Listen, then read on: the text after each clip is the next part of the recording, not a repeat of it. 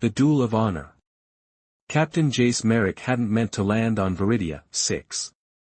The fuel leak had made that decision for him, dumping his ship's reserves faster than a casino emptied pockets.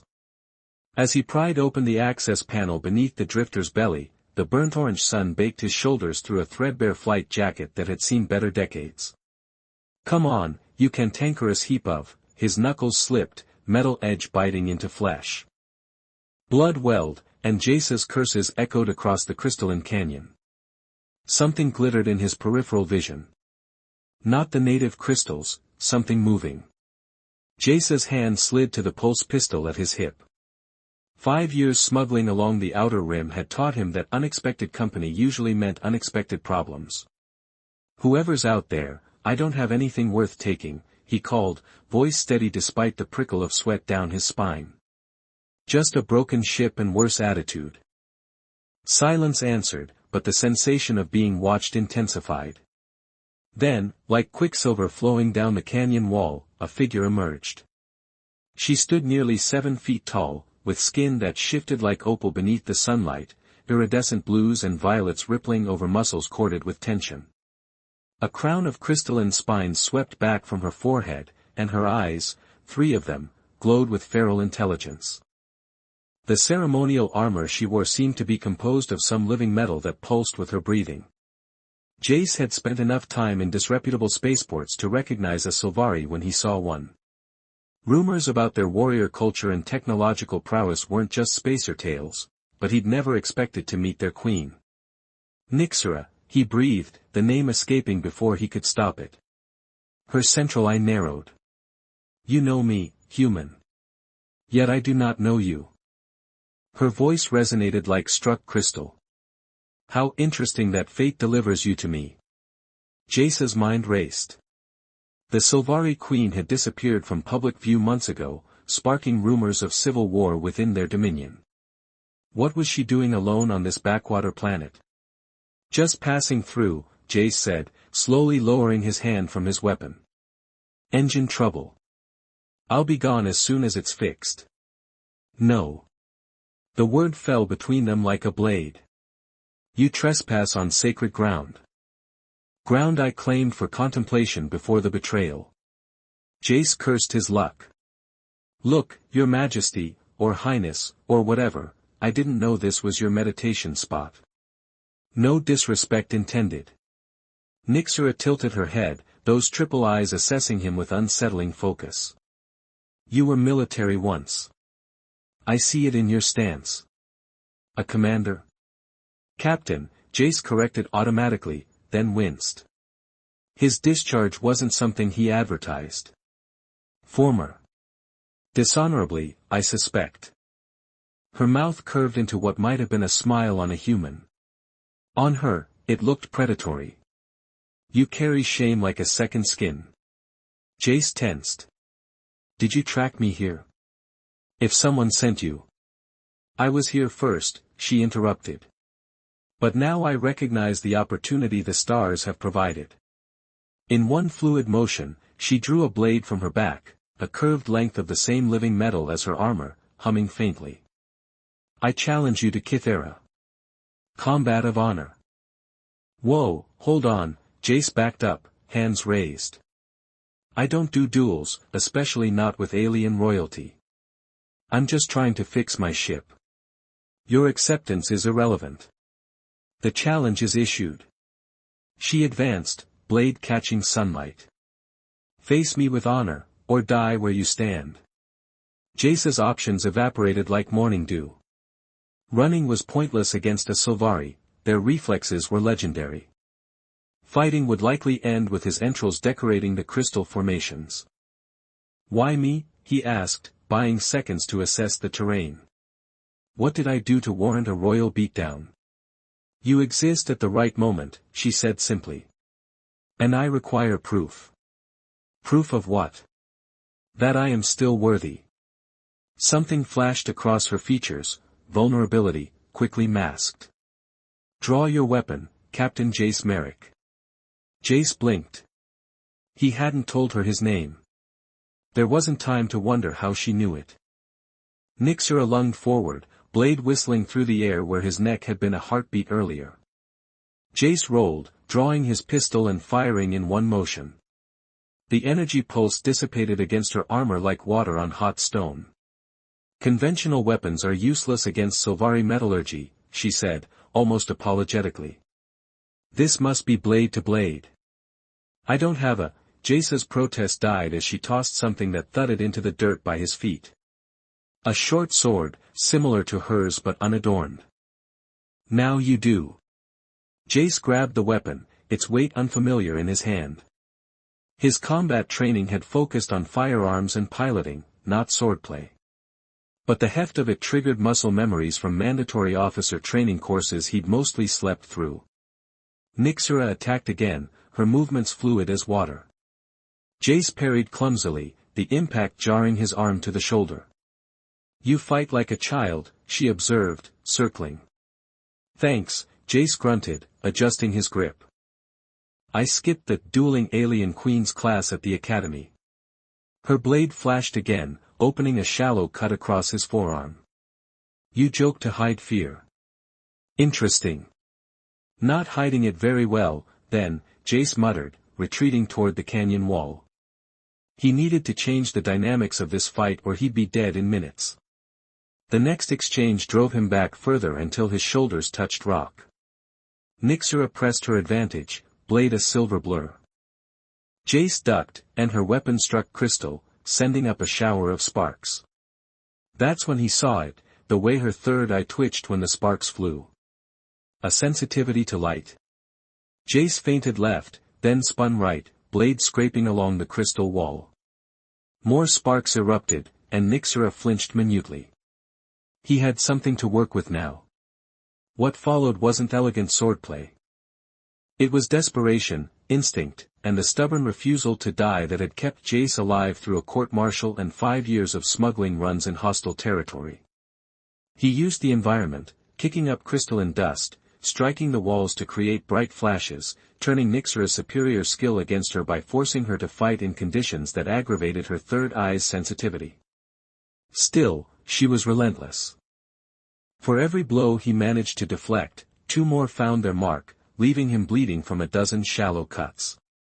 "You are unexpectedly resourceful," she acknowledged, breathing hardly elevated while Jace gasped for air. "Just full of surprises," he wheezed, buying seconds to recover. The fight continued, minutes stretching like hours.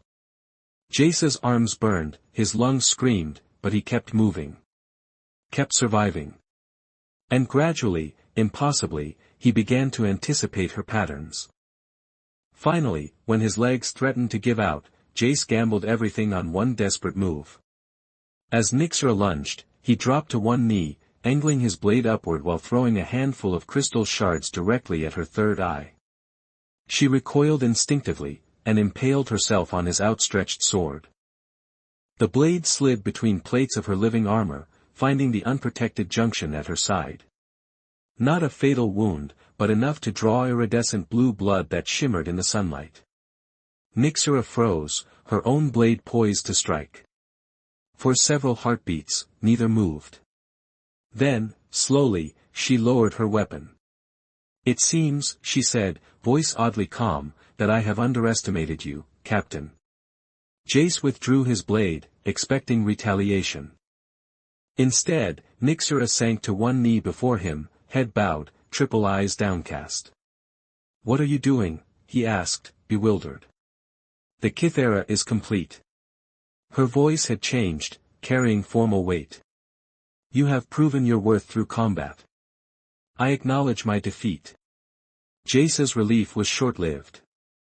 "Great. So we're done here. No hard feelings."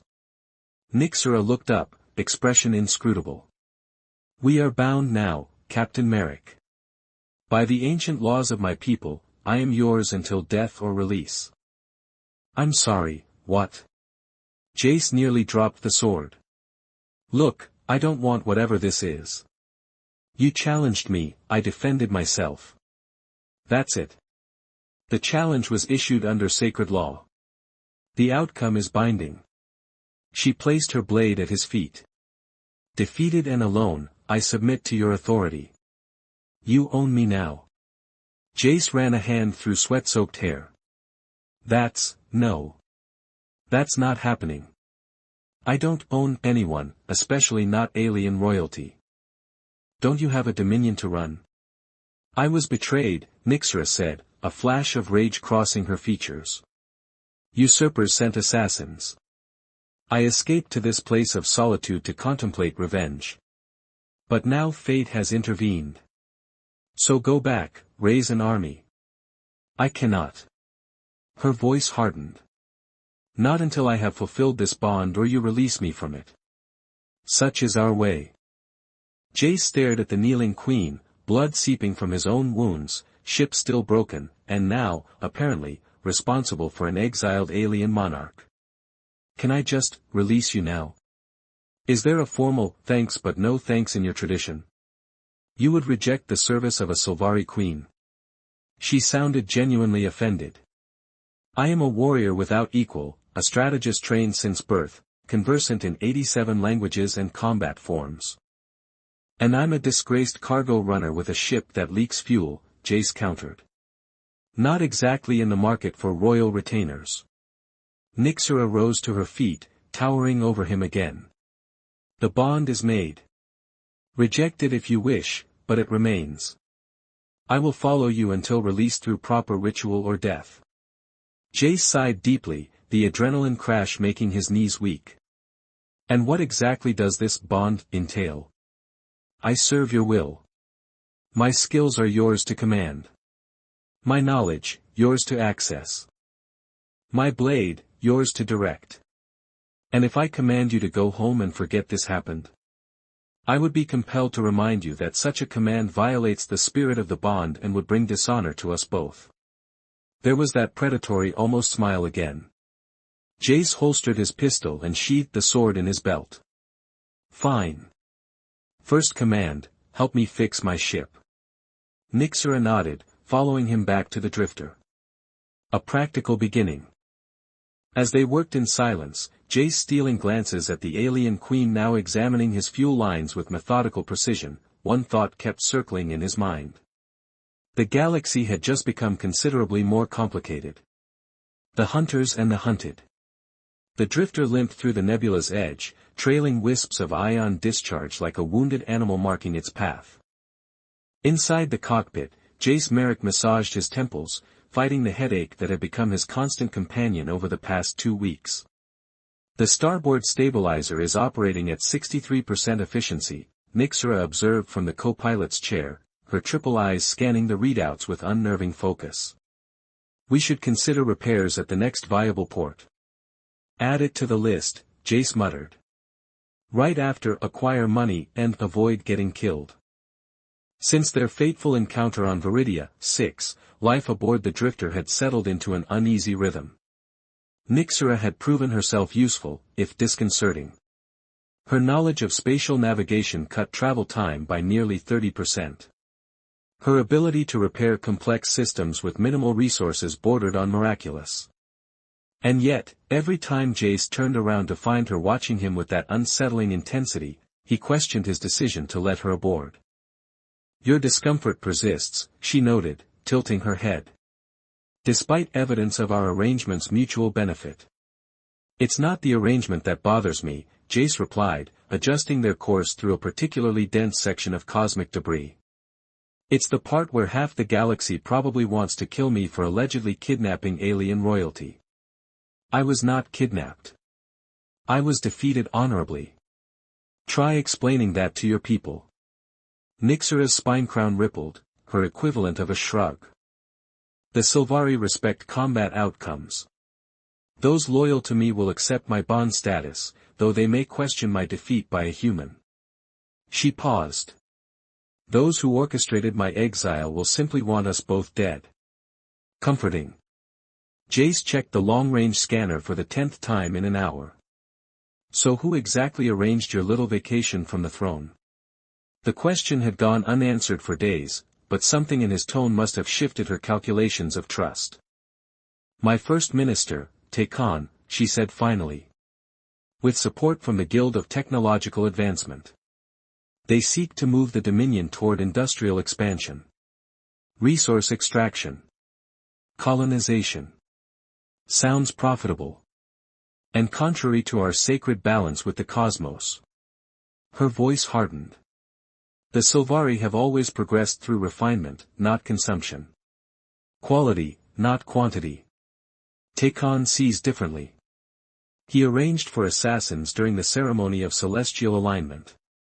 I escaped, barely. Jace absorbed this, remembering fragments of news reports about upheaval in the Sylvari Dominion. And wound up on a crystalline backwater, challenging random pilots to duels. Not random. I sensed your approach. Her third eye pulsed faintly. I required proof that I remained worthy of the crown. The duel was to be my test, victory would confirm my right to rule, defeat would suggest I had lost divine favor. So I ruined your spiritual experience by winning. Or fulfilled its purpose in ways neither of us anticipated. Nyxura's expression remained unreadable. The bond oath is sacred, regardless of circumstances. Before Jace could respond, the ship's proximity alarm screamed to life. 3 signals appeared on the scanner, approaching fast from the nebula's heart. Trouble, Jace muttered, hands flying over the controls. Military-grade engines, Sylvari configuration. Nyxura leaned forward, studying the signatures.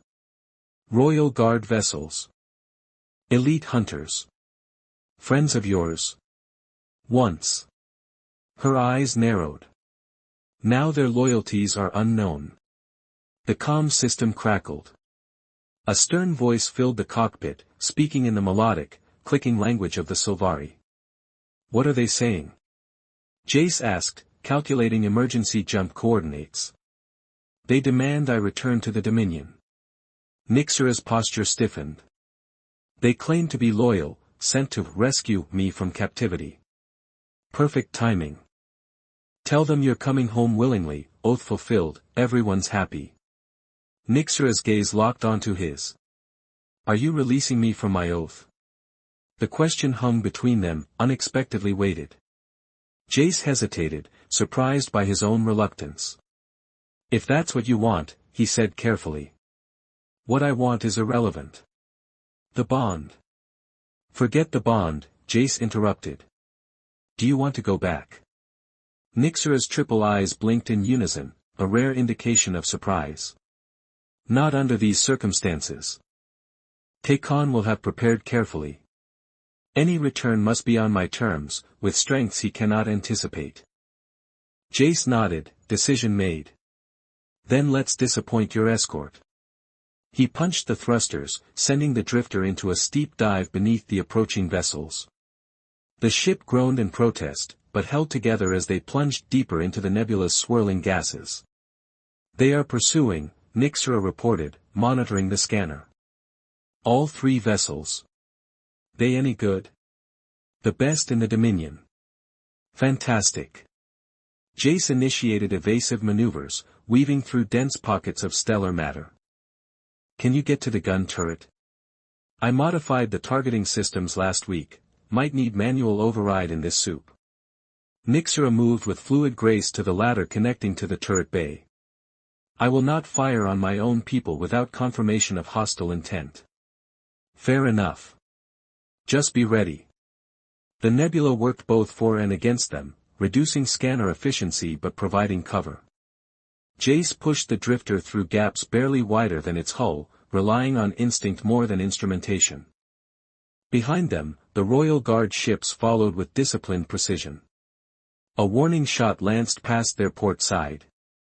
I believe, Nyxura called from the turret, hostile intent has been confirmed. You think? Jace executed a barrel roll as another energy burst sizzled through the space they just occupied. Return fire, disabling shots only if possible. The drifter's modified cannons roared to life under Nyxura's control. Her accuracy was surgical, clipping the lead vessel's sensor array without destroying the ship. It fell back, temporarily blinded. 2 remaining, she reported. Jace spotted a particularly dense cluster of gas ahead, dangerously unstable but potentially useful. Hold on to something. He cut power momentarily, letting the drifter drop like a stone, then reignited the engines at minimum capacity. The pursuing ships overshot their position, and Jace immediately reversed course, circling back toward the nebula's edge. Impressive maneuver, Nyxera acknowledged. Academy training has its uses. Jace grinned despite the danger. Even for washouts. Their momentary advantage didn't last. The two functional Royal Guard vessels adjusted quickly, closing the gap with superior engines. A direct hit shook the drifter, sending warning lights cascading across the control panel. Port shield collapsing, Jace reported grimly. One more hit there and we're venting atmosphere. Allow me. Nyxera descended from the turret with unexpected haste. I can strengthen the shields temporarily. Without waiting for permission, she pried open an access panel and plunged her hands into the ship's circuitry. The living metal of her armor seemed to extend, interfacing with the drifter's systems in ways Jace had never seen. What are you? Sylvari Biotech, she explained tersely. Compatible with most systems. Temporary solution only. The shield indicators flickered, then stabilized at 80%. Jace didn't question the miracle, focusing instead on putting distance between them and their pursuers. They burst from the nebula's edge into open space, directly into the path of a massive Sylvari warship that had materialized from hyperspace. Its hull gleamed with the same living metal as Nyxera's armor, but dark as midnight, bristling with weapon arrays that made the drifter look like a child's toy. End of the line, Jace murmured, hands frozen on the controls. The enormous vessel's comm system bypassed their security like it wasn't there. A face appeared on the view screen, a male Sylvari with a spine crown that curved forward aggressively, sharp features set in aristocratic disdain. Queen Nyxera, he said in flawless galactic standard. How disappointing to find you in such questionable company. Nyxera straightened, regal despite the cramped confines of the cockpit. First Minister Takon. How convenient that you personally oversee my retrieval. I could hardly entrust such an important task to subordinates. His third eye gleamed with calculation. Especially when reports indicated you might be under some form of coercion. The only coercion was your assassination attempt, she replied coldly. Takon's expression didn't change. Baseless accusations from an unstable monarch who abandoned her responsibilities. The Dominion requires stable leadership, which I have provided in your absence. His gaze shifted to Jace. As for you, human, Captain Merrick, I believe, your criminal record makes you an ideal scapegoat. The Dominion will pay handsomely for your capture, and the story of your abduction of our queen will unite our people behind necessary reforms. Jace leaned forward.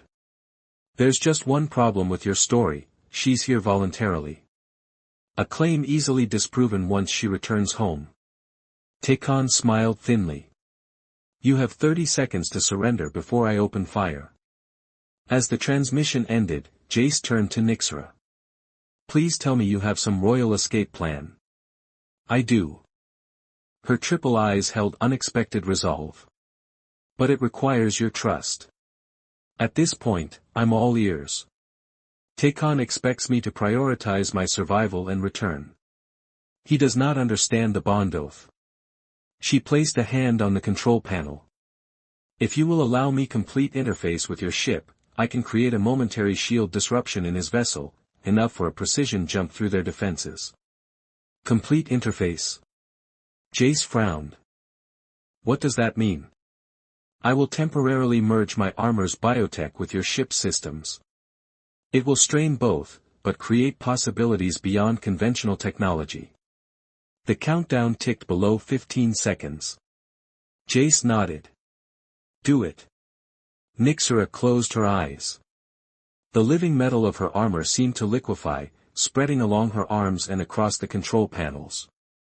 Jace felt the ship shudder as if suddenly alive, responsive in ways machinery shouldn't be. Prepare to execute jump on my mark, she said, voice distant. Coordinates are aligned. The massive warship loomed closer, weapon systems visibly charging. Now. Nixera gasped. Jace slammed the hyperdrive activator. Space distorted around them as the drifter leapt forward, directly toward the warship's hull. For a sickening moment, Jace thought they would crash, but a section of the enemy's shields flickered briefly. They slipped through the gap, skimming so close to the warship that Jace could see individual weapon ports through the viewport. Then they were past, streaking into hyperspace as space folded behind them. Nixera collapsed into her chair, the living metal retracting into her armor. She looked exhausted, the glow of her eyes dimmed to embers. That, Jace said into the sudden quiet, was either the craziest or most brilliant maneuver I've ever been part of. Perhaps both, she murmured, straightening slowly. Takon will not expect such unorthodox tactics. It buys us time. Time for what? To prepare. Her strength seemed to return gradually. He will hunt us relentlessly now. The truth of our bond threatens his narrative. Jace settled back as the hyperdrive hummed around them. So what now? We keep running. For the moment. Nixera's expression softened almost imperceptibly. Until we can fight on our terms. We. Jace raised an eyebrow. I thought this was your battle for the throne. It was. It is. She hesitated, choosing words carefully. But you fought for me today when release from our bond was offered. That changes equations. Don't read too much into it, Jace said, uncomfortable with her scrutiny. I just don't like bullies, especially ones with warships. A silence fell between them, not entirely uncomfortable. Finally, Nixera spoke again. The bond oath is traditionally unbreakable except through death or ritual release. But there is another way. Rarely invoked. Let me guess, involves blood sacrifice and cosmic alignment. Transformation, she corrected. When both parties voluntarily redefine the bond from servitude to partnership. Jace glanced at her sharply. Partnership.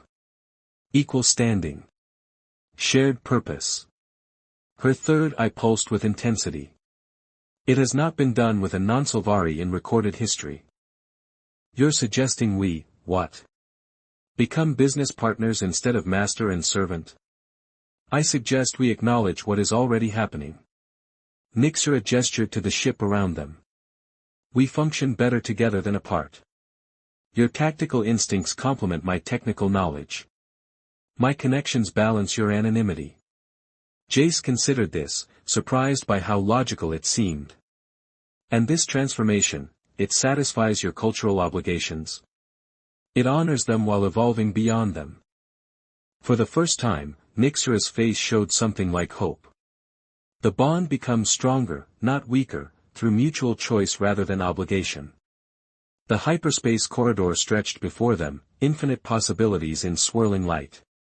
Jace thought about the past 2 weeks, the awkward beginning, the gradual shift toward cooperation, today's seamless coordination against overwhelming odds. Partners, he said finally, testing the word. Against a rogue minister with an entire dominion at his disposal. The odds are poor, she agreed. But improved from impossible. I've worked with worse. Jace extended his hand, a human gesture he wasn't sure she'd recognize. Partners, then. For however long we survive Takon's welcome party. Nixera studied his outstretched hand, then clasped it firmly in her own. The living metal of her armor warmed against his skin, seeming to pulse in time with his heartbeat. In my culture, she said softly, this seals a bond as binding as the one made in combat. Difference is, Jace replied, this time we both chose it. As their hands separated, the ship's console beeped with incoming transmission fragments, intelligence chatter about Takon's forces mobilizing across 3 sectors. Looks like we've got work to do, partner, Jace said, already plotting their next move. Nixera nodded, her triple eyes bright with renewed purpose. Indeed. And for the first time since my exile, I find myself anticipating the future rather than dwelling on the past. The drifter continued through hyperspace, carrying not a defeated queen and her reluctant master, but two allies with a common enemy and an uncommon bond, forged in combat, tempered by danger, and transformed by choice. Whatever awaited them at the journey's end, they would face it together.